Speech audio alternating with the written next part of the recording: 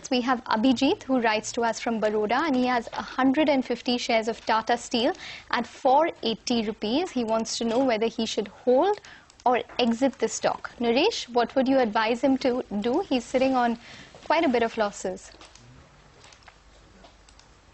So if we look at the chart of Tata Steel for the last few years, it has been in a downtrend. But on a longer term basis, I can see some bit of support at 280 to 300 levels. So that would be a little bit of hope out there. So I would suggest to keep a stop loss at 280 and continue to hold on. And on the upside, 340 to 370 levels would be tough to cross. So till the time we don't cross above those levels, we cannot say a trend change has taken place. So hold on with a stop loss at 280, look to exit out the position at 340, 370. All right, that's the word coming in on Tata Steel. There's some more news flow coming through for the Bihar Assembly elections. It looks like that the tie-up is now firmly in place. RJD, JDU as well as Congress.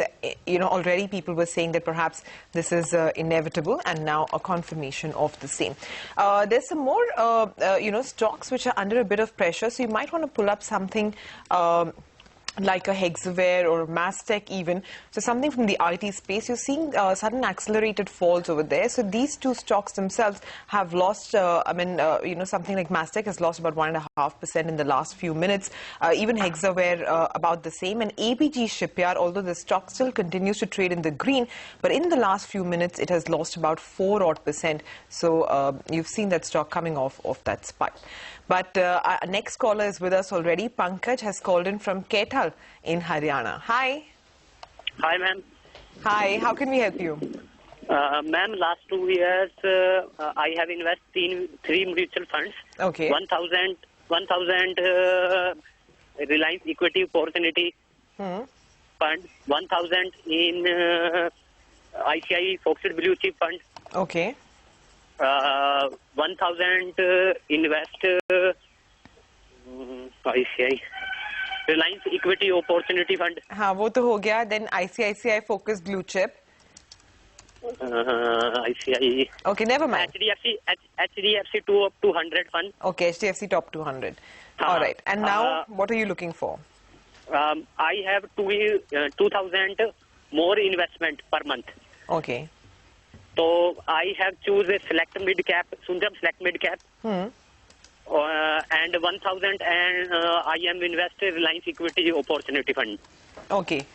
All right, fine. Firoz, he already has investments in 3 funds. I think all 3 of them have been performing fairly decently.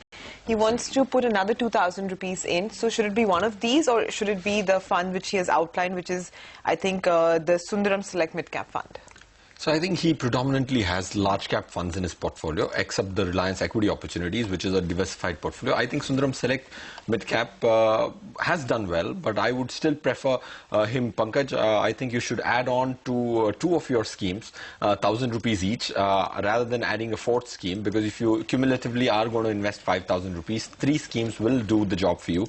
So don't add another 4th scheme. Sundaram Select Mid Cap, of course, has done reasonably well over the last couple of years. That's predominantly on the back of a good performance from the mid-cap stocks over the last year and a half.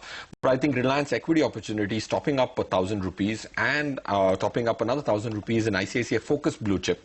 I think these 2 funds, if added by 1,000 rupees each, would be a better strategy than adding the 4th fund, because all the 3 funds which you've chosen are good and require no mending at all, and you can continue confidently investing in them for the next couple of years at least. So I think just add on 1,000 rupees each rather than adding another 4th fund. Irrespective of a lucrative performance from Sundaram Select Mid Cap, I would still insist that you get into these 2. Okay, well, that's the word coming in.